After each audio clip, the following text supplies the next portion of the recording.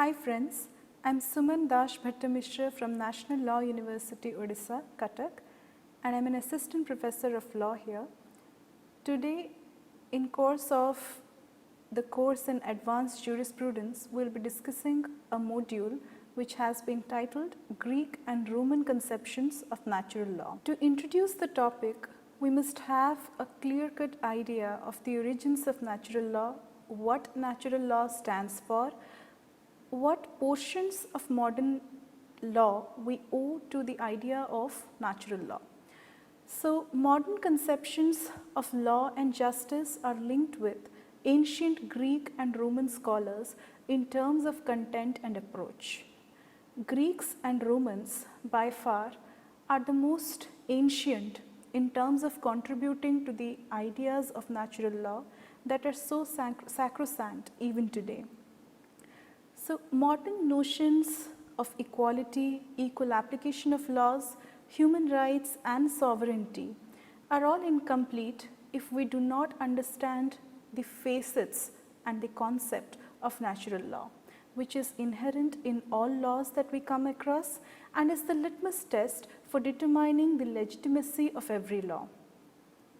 Natural law is universal, it's ubiquitous and is applicable to all without distinctions of either caste, creed, gender, geography and other such parameters.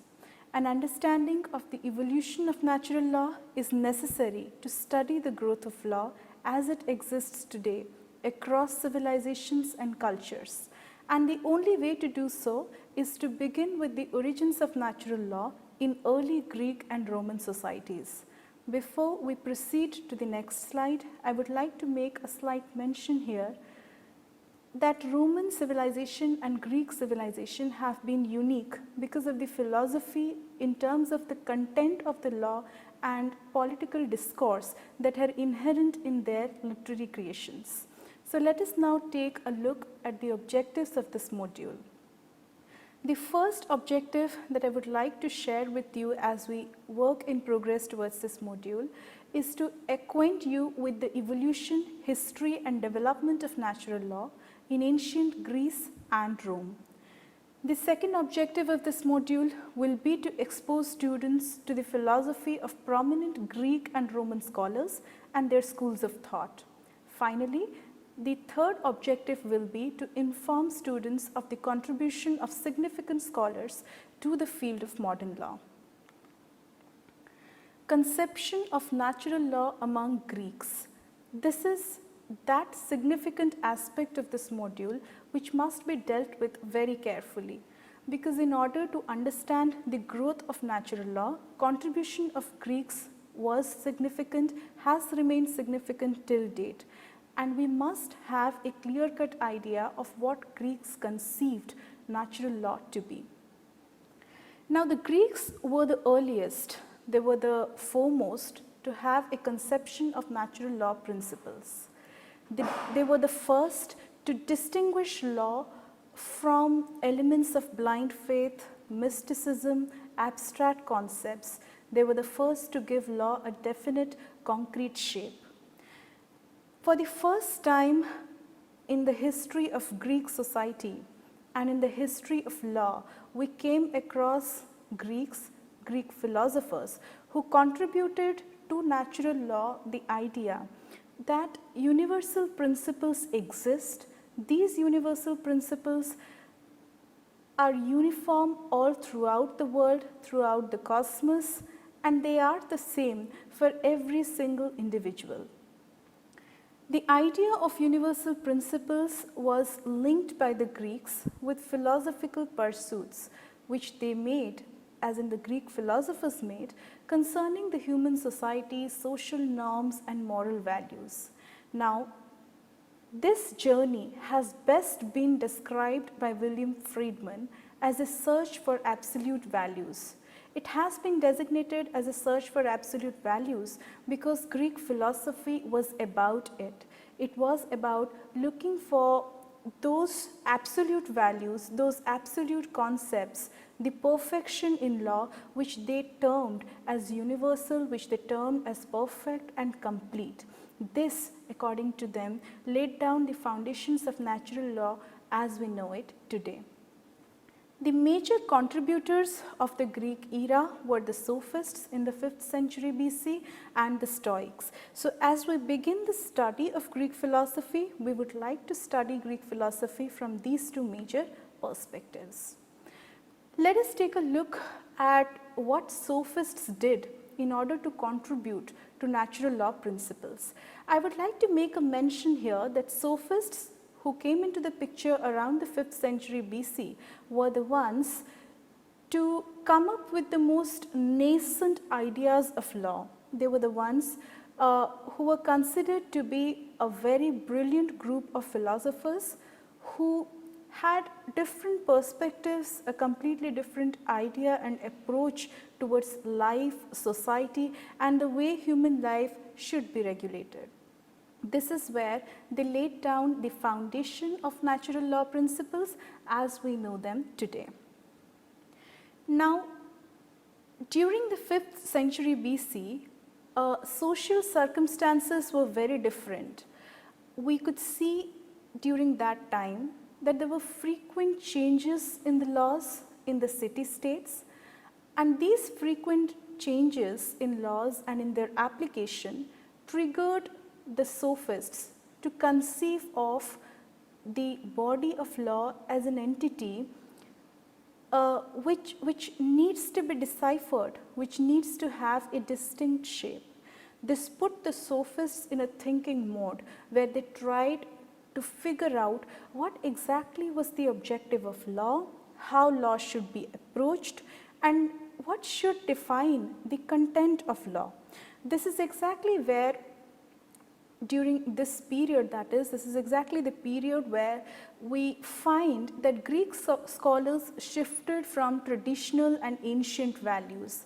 Now, I think giving a backdrop of the 5th century BC and what happened in the city-states at that point of time is something which we shouldn't miss out on.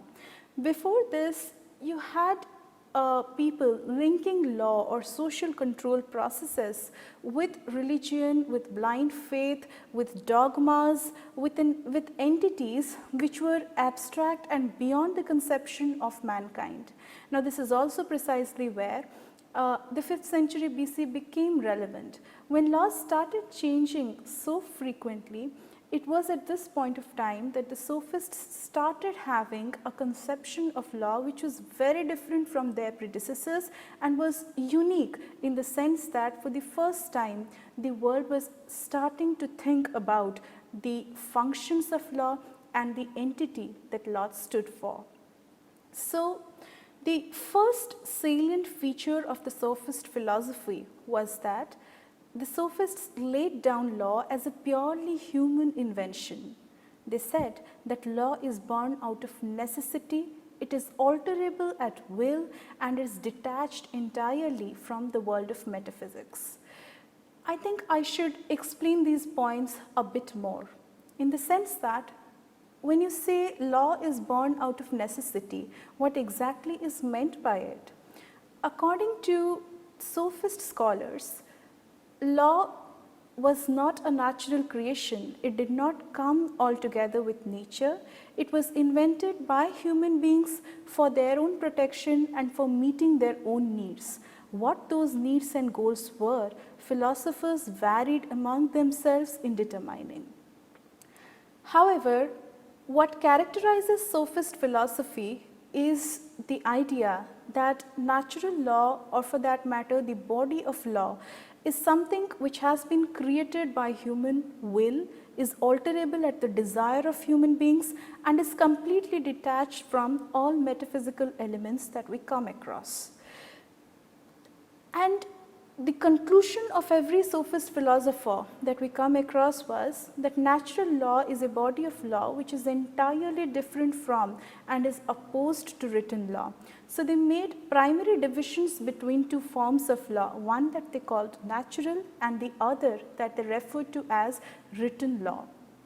According to the Sophist philosophers, natural law was prevalent or was supposed to be prevalent as something which was divine in its origin, or at the least was superior to every other form of law that human society would have confronted. And at the same time, they said it was entirely opposed to written law. In his magnum opus, Antigone, Sophocles, a leading sophist philosopher, has talked a great deal about natural law. So, for instance, he says, natural law is wise, but written law is arbitrary. Now, like I said in the previous slide, as I pointed out there, natural law was considered to be very different from the domain of written law. One, natural law was considered to be supreme, whereas written law was considered to be a creature of mankind, which was something which was much inferior to the idea of natural law. So, Sophocles made this point a bit more clear in Antigone while stating that natural law is a wiser entity than written law, which is considered to be arbitrary. So, while it was right, for instance, for the protagonist in Antigone to argue that somebody may not follow what is the written law, but at the same time may not be violating the law because he might be in consonance with natural law. That is what was captured in Antigone, and Sophocles was very vocal about it. Then you had Heraclitus, who for the first time considered nature and law to be a relation of things. He considered nature not as an entity, but as a rhythm of events, a superior entity, a body of permanent uniform rules. For the first time, the ambiguous nature of law started gaining some prominence here, because nature, once it was started being considered as supreme, natural law was also equally considered to be a superior entity. Thereafter we had Callicles. Callicles argued about the right of the strong. According to Callicles, it is natural for human beings to be unequal. And according to him, equality is a state which is artificial or created by mankind, because equality is not what nature bestows on mankind. So, that being the case, he said, people are entitled to different things, are entitled to different rights and privileges based on their capacities, and all individuals are not equal in their capacities. Might, according to him, was right, and therefore law was something which existed for the betterment of the strong. We then had the great sophist philosopher Thrasymachus. According to Thrasymachus, law was a weapon of the strong to further their objectives. So, like Callicles, Thrasymachus also argued that might is right, or that the right of the strong is something which is justified because that is the natural state of things. But he added another contention to it when he said that it is a weapon in the hands of the strong to further their objectives. With this, then let us move to the great sophist philosopher Plato, the disciple of Socrates, whose philosophy has been tremendously impacted by the teachings of Socrates. Socrates influenced Plato in his conception of natural law in a very significant way, because Socrates was entirely opposed to what Thrasymachus or Callicles taught. While Thrasymachus or Callicles argued that law existed to further the cause of the strong, Socrates was of the opinion that this is a perverted version of understanding law. This is exactly where Plato borrows the ideas of Socrates and takes it much further. So, Plato also believed, like Socrates did and some of his predecessors also did, that there is an innate inequality among human beings. He considered human beings to be not equal in spirit. He considered them to be unequal in terms of their capacities, either physical, mental, rational, as well as psychological. On the basis of this inherent understanding of the inequality of human beings, Plato conceived of a class system. The class system of Plato, as we will see a little later, is an idealist philosophy wherein he justified the division of society into 4 significant segments on the basis of individual capacity. The fourfold division of society according to Plato was justified on the premise that people have different capacities. And as per the capacity, we have to put them in one of the 4 categories. So, Plato divided society into 4 segments: the gold, the silver, copper and iron. The copper and iron, the last 2 groups that we see in society according to Plato, were that segment of society which had the maximum number in society and the maximum strength, because we had more number of individuals who could fit into either the copper category or the iron category. On the other hand, we had individuals of superior intellectual and physical abilities categorized in the gold and silver categories. While the gold and silver categories were considered to be nobles, the gold were considered to be individuals having capacities of intellectual pursuits or administrative capacities, and the silver as well were considered to be ones who were supposed to protect the other segments of society. So, the functions of the 4 classes were different according to Plato. So, also their rights and privileges were supposed to be different. So, for instance, Plato remarked that people who belonged to the segments of copper and iron were entitled to pursue a convenient lifestyle, were entitled to found families and were entitled to lead normal lives of marriage and of other social functions which are expected of normal human beings to be performed. On the other hand, the people belonging to gold and silver categories were supposed to lead a life of sacrifice, renunciation and something which was devoted to the cause of the state, to the protection of the copper and iron segments. Now, the gold and silver segments were those segments who were nobles, were capable of intellectual pursuits, and expectations of the state would be greater from them because they were capable of performing more. So, people belonging to gold and silver segments were not allowed, according to Plato, to found families just like copper and iron segments did. They were not allowed to have relationships in the same way as people belonging to copper and iron segments did. According to Plato, people who belong to the 4 categories would produce people or bring about human beings who were like them, but he did not rule out the possibility of a copper being born out of gold or a gold being born out of copper or iron. Plato's notion or the Platonic idea of society, as he pointed out, was conceived of in a very idealistic way. The ideals that he propagated were then to be carried out, sometimes even criticized. But what is noteworthy in Platonic philosophy is his tremendous dislike for the idea of law. According to Plato, law is a bunch of simple principles which is not applicable to the complexities of human life. According to Plato, the mathematical formulations which exist in rules and regulations are too simplistic, far too simplistic to be applied in real life. That being the case, he justified the idea that law as a means of social control or law as something which must be looked up to was not acceptable to. Plato was followed by his disciple Aristotle, who also contributed significantly to the concept of natural law.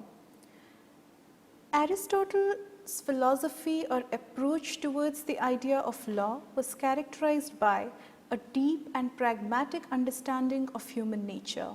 Unlike Plato, whose conception of justice and whose conception or ideas about law were primarily idealistic, Aristotle believed that we should have a system of law or a system of justice which is in consonance with the spirit of humanity, with the capacity that humanity stands for.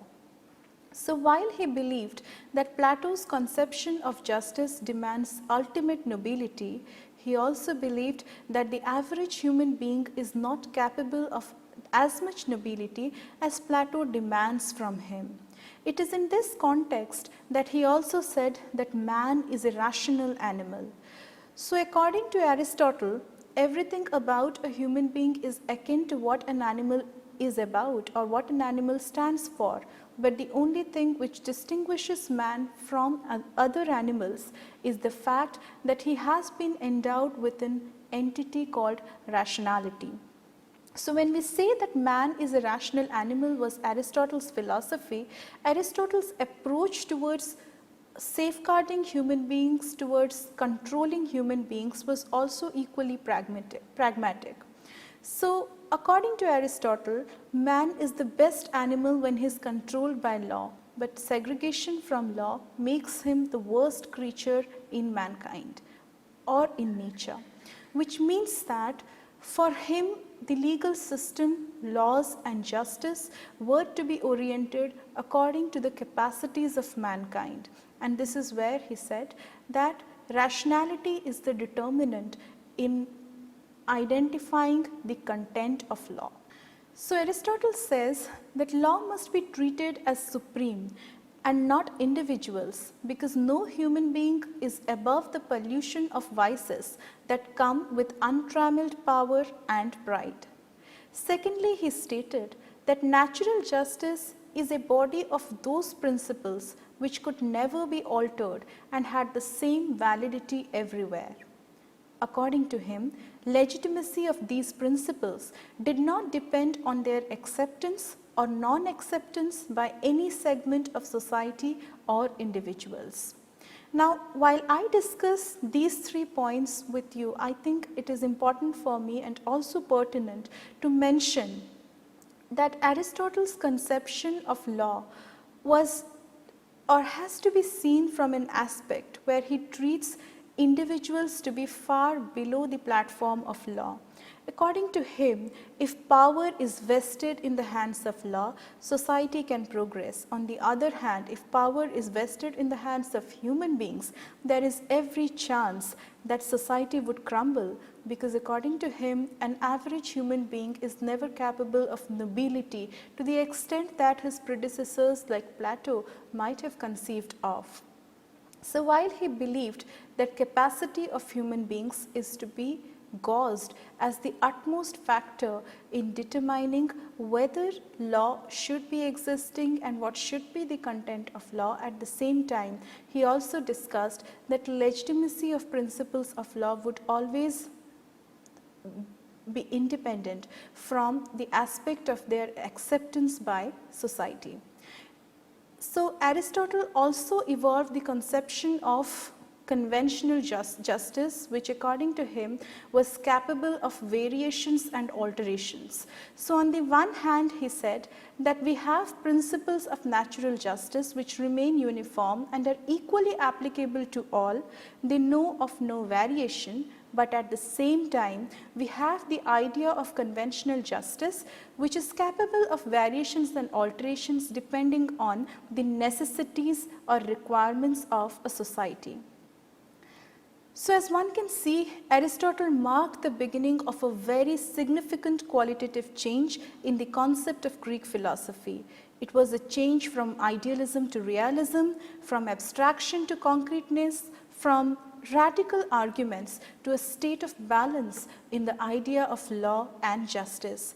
And humanity owes it to Aristotle when it gets down to the understanding and conception of natural law in the form of concreteness that we do today. After the sophist philosophers, it would be pertinent for us to have a look at the Stoic idea of natural law. Stoics were followed by the sophists who had come into the picture during the 5th century BC. And the Stoic idea of justice or the Stoic idea of law was significantly influenced by Aristotle's conception of law and his emphasis on the element of reason in man. So the Stoics' philosophy of justice was definitely inspired by Aristotle's magnum opus, Logic. The Stoic school was led by Zeno and his followers. The Stoics identified God with nature, so they were pantheists, and according to them, law could be conceived only with nature at the center. Stoics advocated for unity of all human beings and believed that law prevails in human reason. According to them, all human beings are equal and laws therefore are applicable to all equally without any discrimination. They propagated a cosmopolitan philosophy where distinctions between all city-states would pale into oblivion. They built their philosophy on the premise that natural laws have universal validity and are not capable of change in any part of the world. After discussing the Greeks' contribution to the world of natural law, to the domain and principles of natural law, it would now be pertinent for us to take a look at the Romans and their contribution to natural law. In order to appreciate the positioning of natural law in ancient Rome, we need to distinguish with clarity between three different segments of Roman law and three simultaneous concepts which were in vogue in the Roman legal system. The first one is jus civile or jus civile, followed by jus gentium and then by jus natural. Jus civile refers to the civil system, civil law of Rome.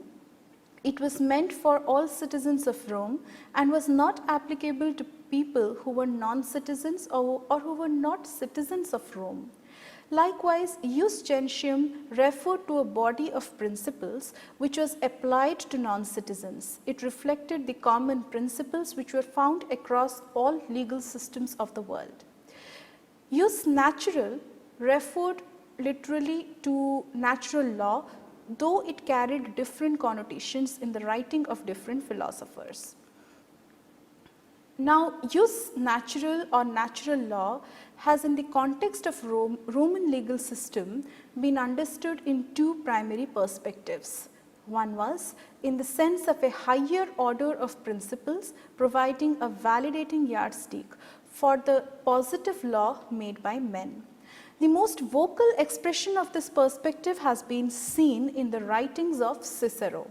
In the other sense, it was used by many Roman jurists as reflecting not a universal law of higher order, but a reasonable proposition oriented towards the solution of a given case. So in this sense, it was more particular in its approach and not general.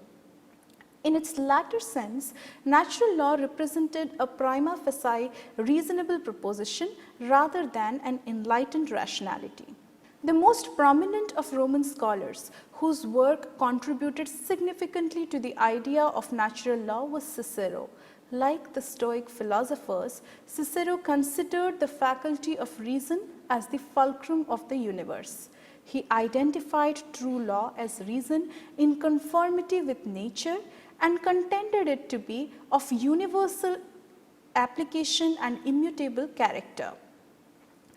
The nature of this law was to be beyond the confines of countries and societies, which meant that it was applicable in a cosmopolitan manner, was applicable to all individuals without any distinctions of geography, gender and other such parameters. He invested law with the force of nature as designed by divine dispensation.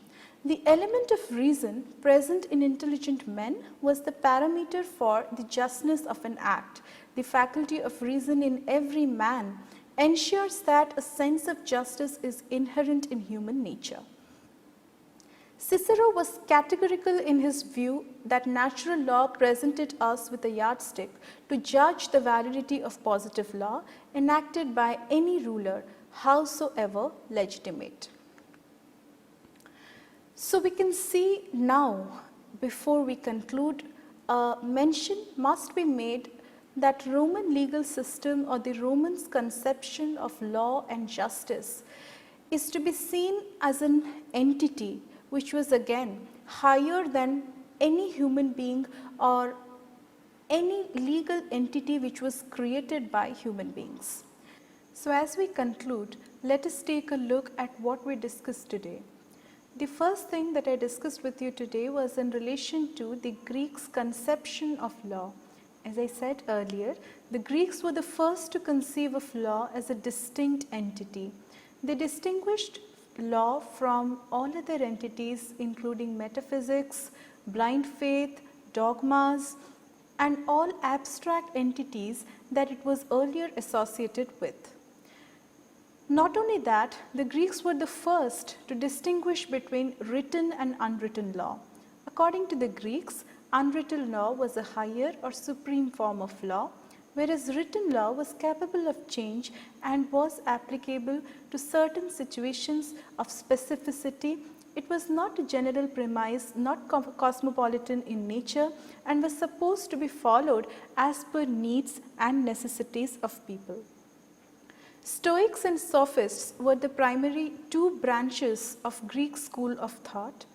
When we say Stoics, we refer to Zeno and his followers, whereas Sophists included people like philosophers like Aristotle, Plato, and his predecessors. Among the Sophists, Plato and Aristotle have contributed tremendously to the domain of natural law. Here we must not forget that while Plato's approach was idealistic, Aristotle's was more pragmatic in nature. Here I would also like to recapitulate that Plato's conception of law demanded ultimate nobility from human beings. He divided human beings into 4 different segments as per their individual capacities, because he believed human beings to be unequal or unequal in their capacities. On the other hand, Aristotle, who was also following most of the teachings of Plato, believed that human beings are not capable of ultimate nobility because the average human being is prone to vices that come with pride, that come with many other things like lies and other vices which have an impact on the structure of law, the connotation of law. This is where Plato believed that human beings are capable of taking society ahead and that the law is not to be trusted, which is why he also disliked the conception of law. On the other hand, Aristotle believed that law must always remain supreme because it is the law which can guard against the vices of human beings and must therefore be superior to all entities who are human in nature. In the entire discourse, what we come across from the understanding of philosophers who were Greek was the conception that law is an agency which is connected very intricately with society. It is capable of influencing society in significant manners, methods and ways, which is why it is also necessary for us to keep in mind that the law is something which is to be used in a manner which is equal for everybody. So, while human made laws or human interventions in laws were considered to be capable of change, were also considered to be capable of being arbitrary, principles or universal principles of natural law were supposed to be cosmopolitan. They were supposed to be applicable equally to all human beings without any difference in terms of gender or in terms of geography or any other phenomenon. Apart from the Greeks, the Roman contribution to law is also significant. Romans conceived of law as an entity in the same way as the Stoics did. Now, if you look at it, if we analyze the discourses that we just discussed, we will arrive at the conclusion, and a very important part of it is that the Romans really did not conceive of any original legal principle, or their contribution in terms of originality to the domain of law was minimal.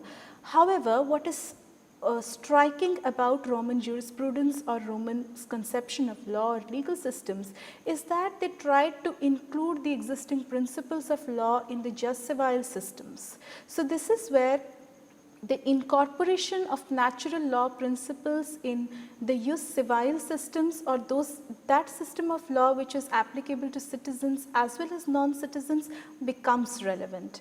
So, the Roman conception of law was heavily influenced by Stoic philosophy.